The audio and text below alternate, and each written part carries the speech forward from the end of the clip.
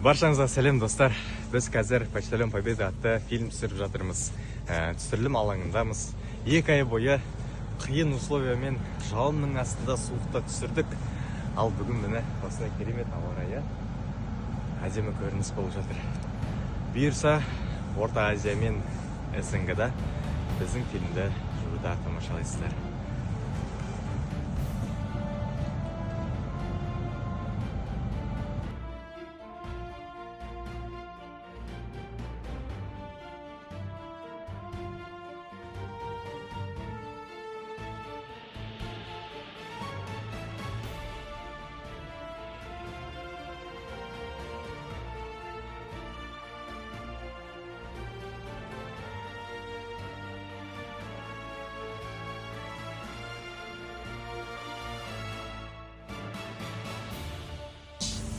Он есть хочет.